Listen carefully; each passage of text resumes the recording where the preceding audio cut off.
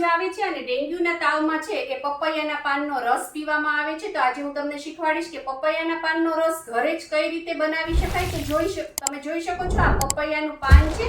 આ એક જ પાન છે, આવડું મોટું હોય છે. તમને દેખાડી દઉં, જો તમે લેવા જાઓ તો આ રીતનું હોય છે અને મેં એને ધોઈ લીધું છે. આ પાન છે એ ખૂબ જ મોટું હોય છે, એટલે આવડું મોટું પાન નહીં તમારે ક્રશ કરી લેવાનું. આમાંથી થોડોક જ પોર્શન છે એ તમારે કાઢી લેવાનો છે અને ફ્રેશ જ જ્યુસ છે આ યુઝ કરવાનું હોય છે.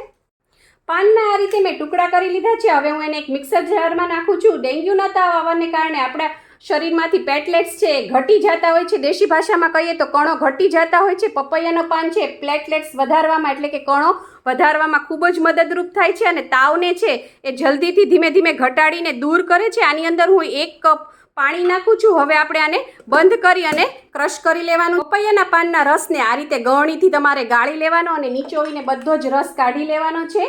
અને આની અંદર કંઈ પણ મિક્સ નથી કરવાનું. કેટલો પીવો અને ક્યારે પીવો એ તમારા ડૉક્ટરને તમારે પૂછી લેવાનું.